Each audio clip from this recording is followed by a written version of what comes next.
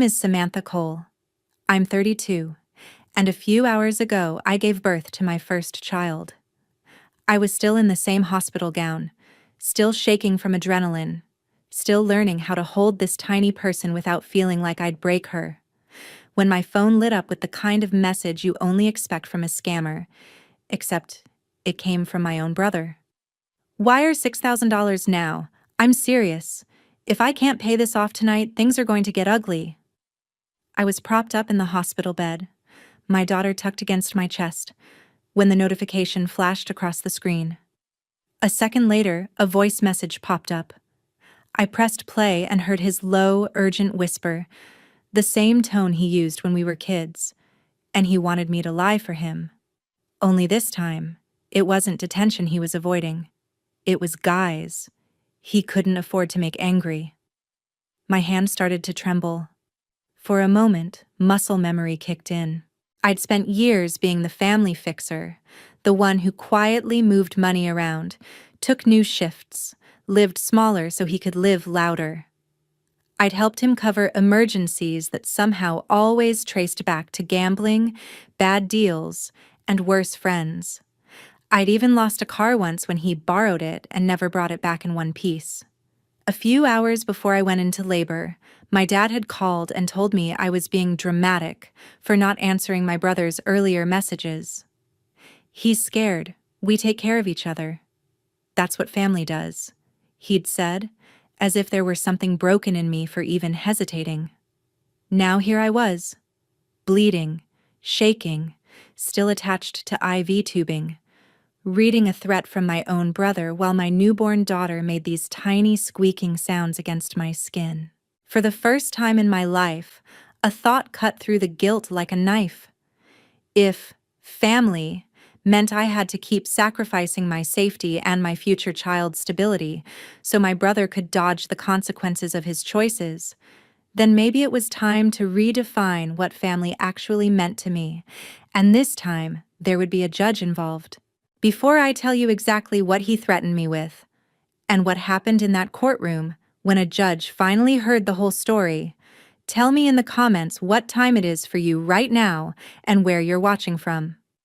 I want to see just how far this story about family and abuse can travel. The next contraction-style wave that hit me wasn't physical, it was panic. My daughter's tiny fingers were curled around the edge of my hospital gown when my phone buzzed again. Another message. "Don't leave me on red. I know you just had the kid, but this is life or death, Sam." He knew exactly where I was, exactly how vulnerable I'd be. That was the part that made my stomach twist. He wasn't just interrupting my first night as a mother. He was counting on it. A new notification appeared. Another voice note. I turned the volume down, slipped one earbud in, and hit play. His voice came through low, hurried and ugly around the edges. "You know, I wouldn't be asking if it wasn't serious. I told these guys I had family. If I don't pay tonight, they start looking for leverage. You don't want that. You really don't want that." He let the last words hang there, sticky and deliberate, like a threat without saying the word threat. My husband sat in the chair next to the bed, his hoodie rumpled, eyes ringed with exhaustion. He leaned forward when he saw my face change. "Is it him again?" he asked. I nodded, holding the phone like it might bite me. 6,000 this time, I said quietly. "And he's saying, if he doesn't pay, things could get ugly." My husband exhaled sharply. "Of course he is. He waited until you were at your weakest moment. He's done this every time you've had something good happen. Your graduation, your promotion, when we signed the lease on the house. He finds a way to turn it into his emergency." He wasn't wrong. I thought about the pattern, the time I emptied the savings I'd built for nursing school to help him bridge a few weeks of rent, only to find out he'd put half of it on online sports betting. The credit card that mysteriously hit its limit after I let him borrow it just this once. The payday loans I'd taken in my 20s to keep our dad from losing the house when my brother had already blown through his paycheck. It had always been the same script: panic, threats, guilt, then my wallet. I opened my text thread with him and scrolled back. There it was in black and white. Years of, I'll pay you back, followed by excuses, followed by more asks. Only this time, there was a baby breathing softly against my skin. I slowly set the phone down on the tray table and opened the voice memo app. My hand shook as I hit record and played his audio again on speaker. The little blue line danced across the screen while his words filled the room, every manipulative pause preserved. I didn't know it yet, but that shaky decision to start saving his threats would later make a courtroom go silent. "You don't have to answer," my husband said gently. "You could block him. Tonight. We could start fresh for her." He nodded toward our daughter. I looked at her tiny face and felt this flash of terror, like a short, bright bolt. What if she grew up thinking this was normal? That a brother could terrorize a sister for cash and everyone else would just shrug and call it family business. I picked up the phone again and typed, "No." Just that one word. Then I froze, my thumb hovering over the send button while my heart hammered so loud it drowned out the hospital monitors. I had spent my entire life being the yes girl. For my brother, for my dad, for the version of family where my pain was the cost of keeping everyone else comfortable. My thumb ached from pressing down so hard and not quite committing. Instead of sending it, I took a screenshot of his messages, saved the voice note to a separate folder, and backed everything up to the cloud. If I was going to say no this time, I wanted proof of what family had started to look like. I didn't send him money. I didn't send him a reply. All I sent was silence. And that, for my brother, was the most dangerous answer of all. Silence, it turned out, didn't calm him down. It lit a fuse. By the time we were discharged and drove our daughter home to our small 2-bedroom on the east side of Cleveland, my missed calls list looked like a spreadsheet. All from him. All clustered between midnight and 3 in the morning. I pushed the stroller through the front door in a fog of sleep deprivation and hormones, my body still sore and alien. While my husband adjusted the car seat, my phone rang again. Same caller ID. I stared at the screen, my thumb hovering over accept the way it had hovered over send the night before. Then I hit decline and let it roll to voicemail. A second later, a notification popped up. I set the baby's carrier gently on the couch, opened the app, and listened. "You're really going to do this to me? After everything I've done for you? You think because you've got a baby now you're better than us? I told these people I had family. If something happens, that's on you." The way he said, "That's on you," made my skin crawl.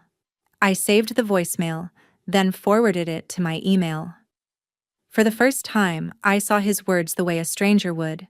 Not as a desperate brother asking for help, but as a grown man trying to pin unnamed violence on his sister's conscience. I needed perspective. I opened the group chat I had with a few women from a local parenting class, the kind of chat that had started with stroller recommendations and swollen ankle complaints. My fingers flew across the keyboard before I could overthink it. "We're home. Baby's okay, I'm not." Question: would you ever consider it abuse if a family member kept demanding money like this and using threats? I attached a redacted screenshot of his messages, names blacked out, numbers blurred. Within minutes, the chat lit up. "Yes, that's abuse." One of them wrote, "That's financial abuse and emotional abuse." Another chimed in, "You just gave birth. This is not okay. Please, please talk to someone who knows the law." One contact, Helen Parker, messaged me privately. We'd bonded over being oldest daughters from messy families. "Call me when you can," she wrote. "I've seen this at work more times than I can count." Helen worked in HR for a manufacturing company and had taken extra training on harassment and coercive control. When I called her, The baby was finally asleep, and my nerves were shot. I put the phone on speaker and paced the hallway. It's like, if I don't help him, I'm the bad guy, I said. My dad already told me I'm being dramatic. He said I'm abandoning my brother when he's in trouble. Helen didn't even hesitate. Sam, that's a script. Family loyalty is the script people use to keep you in line while they benefit. Does he ever ask your dad for $6,000? Or is it always you? I thought back. Late night texts, frantic calls, sudden visits. Always to me. My dad would make guilt-tripping speeches, but he never reached for his own checkbook. Always me, I said quietly. I flashed back to childhood, to the first time I caught my brother rifling through my backpack for lunch money, to the time he forgot to give me the envelope of cash our dad had handed him to pay my band trip fees. I'd gotten pulled aside at school, mortified, and somehow I'd still ended up comforting him that night while he cried over how hard everything was. Sam, listen, Helen said. You're a nurse. You see abuse patterns with patients all the time. If this was one of your patients telling you their partner was doing this, what words would you use? I sank onto the edge of the bed, staring at the sleeping baby. I'd call it coercion. I'd call it financial abuse, I admitted. I'd tell her she doesn't owe them access to her bank account just because they share a last name. So why don't you deserve that same advice? Helen asked gently. Her question hung in the air, heavier than any debt my brother could rack up. And now I want to throw that same question to you. What would you do if someone you grew up calling family threatened you for money while you were still bleeding from childbirth? Would you keep the peace? Or would you call it what it is? Helen texted me a link to a local legal aid organization that specialized in domestic and financial abuse. As soon as I clicked through and read the words coercive control and using economic power to isolate and intimidate, something inside me snapped into focus. My situation was ugly, but it wasn't unique. And if other women had walked into courtrooms and said, "This is abuse," maybe I could too. 2 days later, with my daughter strapped into a carrier against my chest and dark circles painting themselves under my eyes, I sat in a cramped office at a downtown nonprofit and told a stranger things I'd never said out loud in order.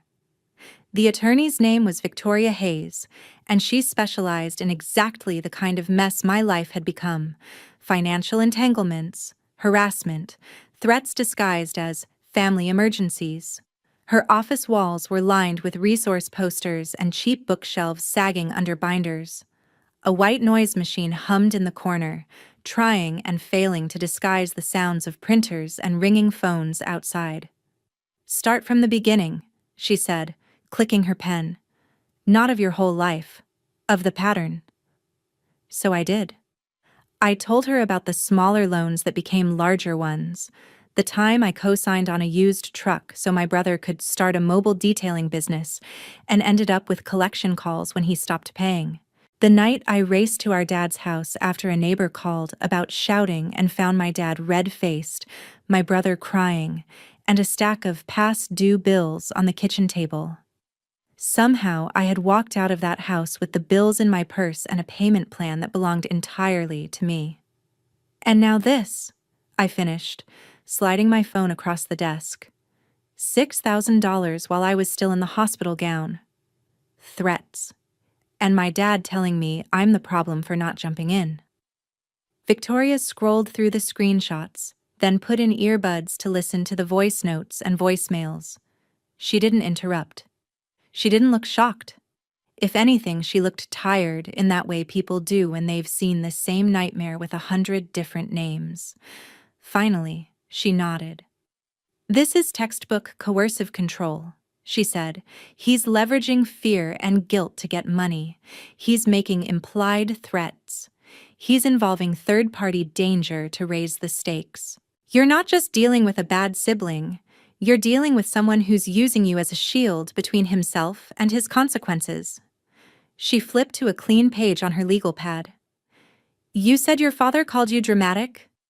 "Yeah," I said, my jaw tightening. He keeps repeating, "We're family, we take care of each other."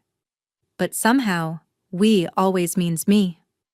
"That's part of the dynamic," she replied. "He benefits from you paying too. Maybe not directly, but emotionally. He doesn't have to face the fact that his son is out of control if you're always stepping in. So he pressures you to keep the illusion alive." The words landed with a dull thud of recognition. My daughter shifted on my chest and let out a tiny sigh like she was agreeing. "Here's what I recommend," Victoria continued. 1. We file for a civil protection order based on harassment and threats. Financial abuse can absolutely be part of that. 2. We document the money you've already given under pressure. We may not get it all back, but we can at least present it as a pattern to the judge. 3. You stop engaging directly. No more negotiating, no more, maybe later. You route everything through us, or not at all. My phone buzzed on her desk as if on cue. Another message from my brother. "Are you really freezing me out? You know I can show up, don't make me do that." That one, I saw, made Victoria's eyebrows lift. "Has he ever shown up uninvited before?" she asked. I nodded. "Plenty of times. He used to just bang on my apartment door at midnight until I opened. Last year, he waited outside the hospital after a double shift because I stopped answering his texts." "All of that goes in the affidavit," she said.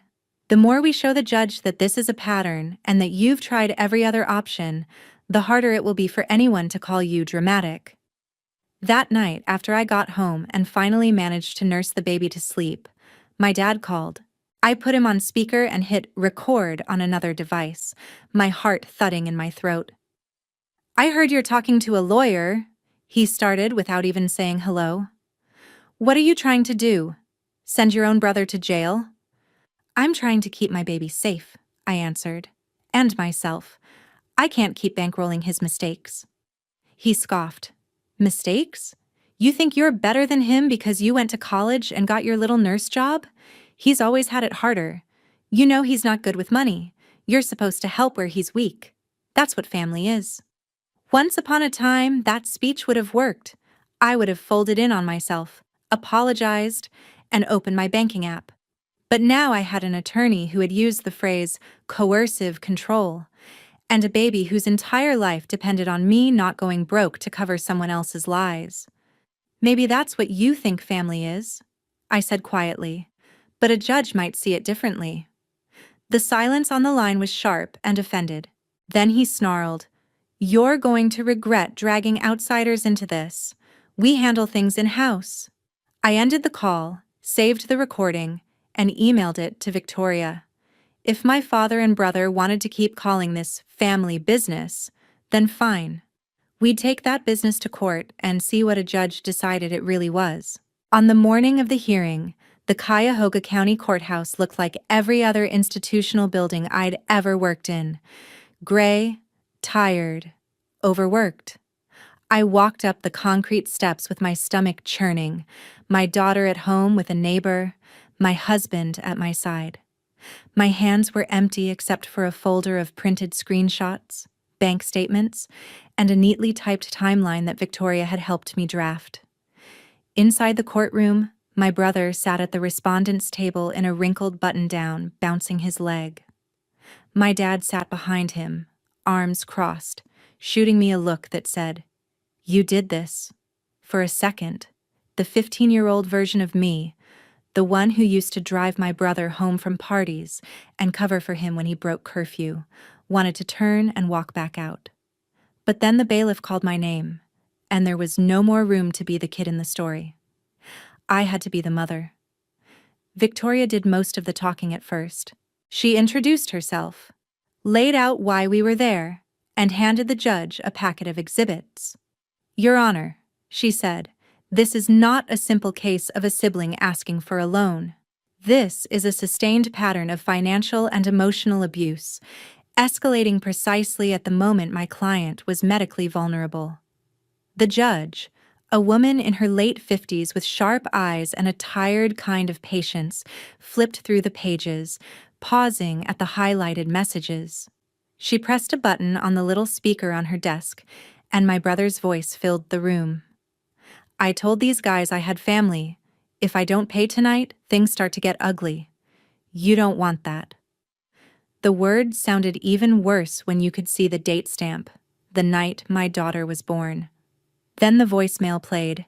If something happens, that's on you. The judge's jaw tightened. Mr. Cole, she said finally, do you dispute that these messages came from you? My brother tried on his old charm like a suit that no longer fit. Yeah, I sent them, he said. But it was just pressure. I was freaked out. I wasn't really threatening her. She knows I'd never hurt her. It's family talk. She's twisting it to make me look bad. Victoria asked if I could testify. My heart felt like it was lodged in my throat. But I stood, walked to the witness stand, and took the oath. My voice shook at first as I answered questions about the money, how much I'd given over the years, how often, how it had escalated.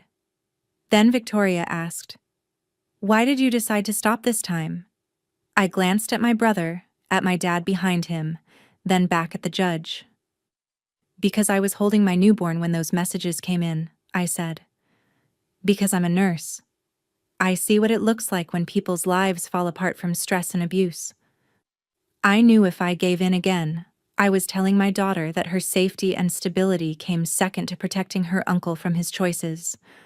I couldn't do that." The judge studied me for a long moment. My brother's attorney, some guy he'd scraped together last minute, stood and tried his angle. "Isn't it true that you've helped your brother financially many times before?" he asked. "Yes," I said, because I was scared of what would happen if I didn't. "Scared of him?" he pressed. "Or scared of his debts?" "Both," I answered. He might not have hit me, but he didn't have to. He knew exactly how to make me believe harm would come if I didn't cooperate. The lawyer smirked. "Isn't that just family pressure?" he asked. I turned toward the judge before I could lose my nerve. "Maybe that's what we called it at home," I said. "But if a stranger did it, we'd call it something else. That's why I'm here. I need someone outside the family to name what this really is." And now I want to ask you, watching this on your phone or laptop, if everything you just heard was between a husband and wife instead of a brother and sister, would you call it just family pressure? Or would you call it abuse? And if the answer changes just because we share a last name, why? After closing arguments, the judge sat back, hands folded. The room felt like it had shrunk to the size of the bench. "I've read the messages," she said. "I've listened to the recordings. I've heard about the financial pattern. People like to say, that's just how family talks. But what I see here is not love. What I see is exploitation." She turned her gaze to my brother. "They may call it family, Mr. Cole, but from where I sit, this is abuse." The words hit the air like a gavel before she even lifted the real one. "I am granting Ms. Cole a 5-year civil protection order," she continued. "You are prohibited from contacting her directly or indirectly. Additionally, based on the documentation of coerced transfers, I am ordering restitution in the amount of $18,000 to be paid through wage garnishment once you are employed. Court costs will also be assigned to you." My brother's mouth fell open. My dad muttered something under his breath that sounded like a curse. All I heard was a roaring in my ears and the judge's final line. "Family is not a shield you get to hide behind when you hurt someone." For the first time in my life, someone with authority had named what was happening, not as drama, not as family business, but as abuse. And my brother was about to find out what that label actually cost. You'd think a court order and the threat of wage garnishment would make someone reconsider their life choices. My brother treated it like a challenge. The first consequence hit faster than I expected. 2 weeks after the hearing, his mugshot showed up on the county records website. One of my coworkers texted me a link with a simple, "Is this your brother?" The charge: Violation of a protection order. That night, my husband and I sat at the kitchen table while our daughter slept in the next room, the baby monitor crackling softly. I replayed the doorbell footage from the previous evening. Footsteps on the porch, a shadow pacing, a hand trying the knob. He'd been here. He'd come to my house despite the order, despite the judge's explicit warning. I'd been at work on a short postpartum shift, my husband home with the baby. When he'd heard the knob rattle, he'd frozen, then quietly called 911 from the hallway without opening the door. The officers had caught my brother a few blocks away, still railing on the phone to someone about snitches and family betrayal. "He knew you weren't home," my husband said. "He checked your location like he always does. He came anyway, to send a message." I swallowed hard, staring at the screen.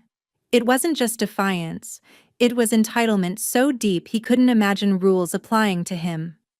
The next week was a domino line of consequences. His employer at the car dealership, already tired of his absences and money drama spilling into the showroom, let him go after a customer recognized him from the public arrest log and complained. Without a paycheck, the wage garnishment the judge had ordered clicked into place like a trap. What little unemployment he qualified for came pre-shaved to pay me back. The landlord at his apartment complex, already nervous about late-night visitors, gave him a notice to vacate.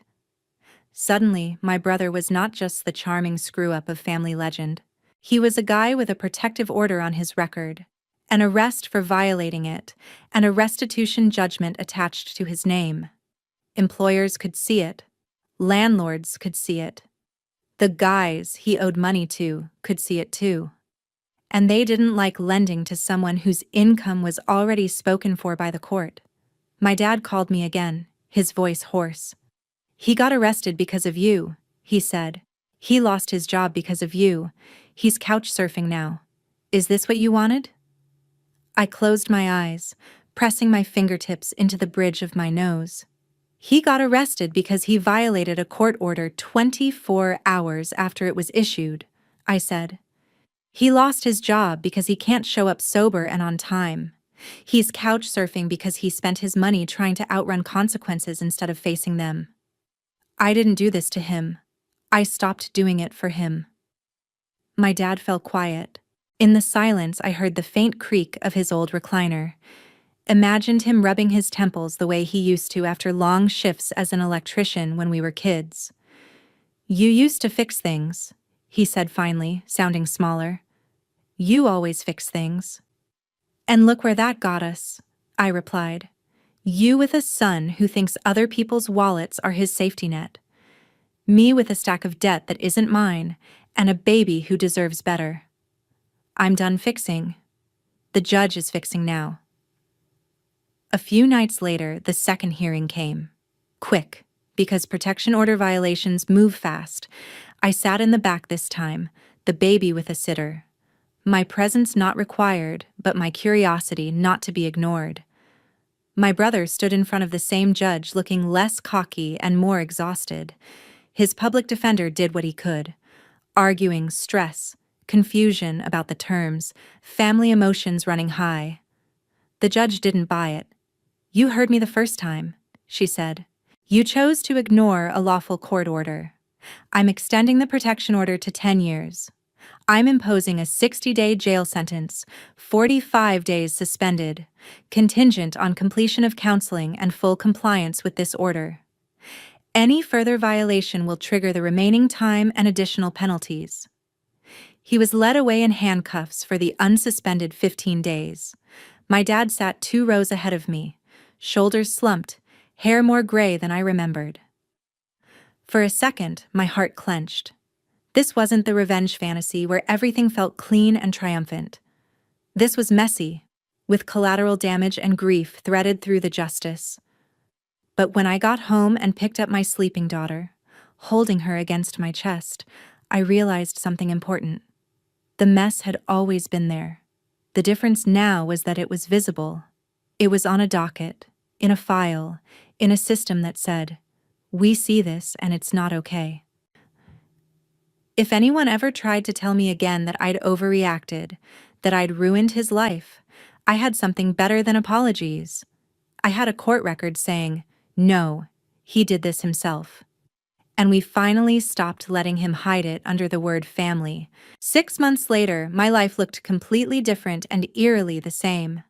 I still worked long shifts at the hospital, still drank too much coffee, still came home to a house littered with burp cloths and tiny socks. But the constant dread that had lived in the back of my mind, the buzzing anxiety that my brother might show up or call or pull me back into his orbit, had gone quiet. On Thursday nights, after my husband got home from teaching band, I went to a support group in the church basement down the street. It wasn't formally tied to the court or the hospital. It was just a circle of metal folding chairs and people who had also realized that family can be the place where the worst wounds are inflicted. One week, our facilitator suggested something that lodged in my chest like a splinter. Write a letter to your younger self, she said, or to your child, or both. Tell them what you wish someone had told you about love, boundaries, and what you're allowed to walk away from. That night, after my daughter finally drifted off, a little older now, chubby and determined, I sat at the kitchen table with a notebook and wrote a letter addressed, "To the day you turn 16. I pictured her at that age, maybe rolling her eyes, maybe slamming doors, maybe wanting more freedom than I was ready to give. I imagined her asking why she barely knew her uncle, why we didn't go to Grandpa's house for big holidays the way other families did. You're going to hear a lot of people tell you that blood is thicker than water, I wrote. They'll say family comes first, no matter what. I need you to know that's only half the truth. Real family, chosen or blood, doesn't threaten you, drain you, or make you responsible for their chaos. Real family doesn't call abuse loyalty, and you are allowed to walk away from anyone who tries to make you pay the price for their bad decisions, even if you share a last name. I didn't tell her every detail about the court cases or the nights I lay awake wondering if I'd done the right thing, but I did tell her this. The bravest thing I ever did for you was let your uncle face the consequences of his choices without cushioning his fall with our rent money and my sanity. I broke a pattern so you wouldn't have to live inside it. At the next support group meeting, I read a piece of the letter out loud. When I finished, a woman across the circle wiped her eyes.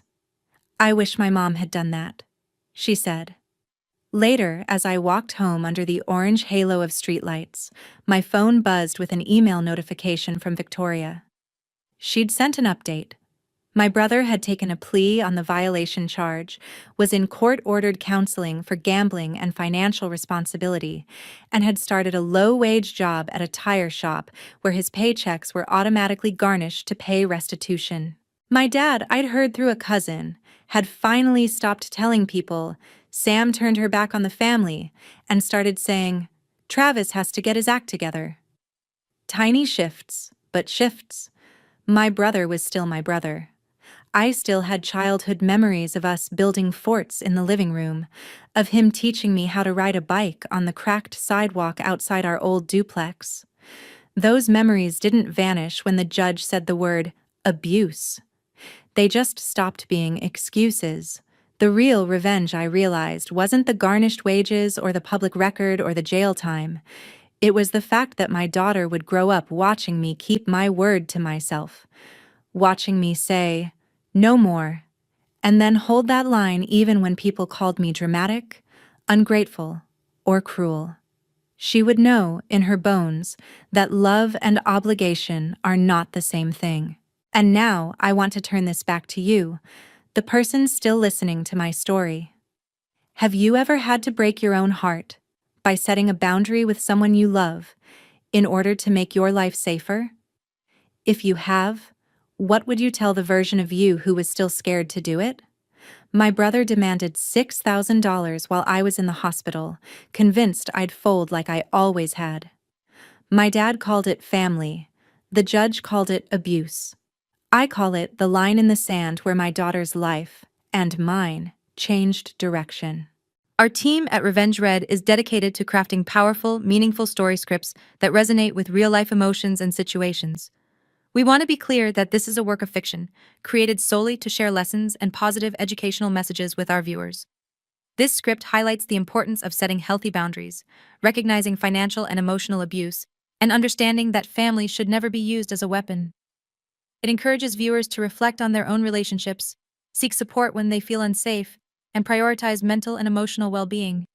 Through Samantha's journey, the story invites audiences to learn, heal, and break harmful patterns instead of silently enduring them. Thank you.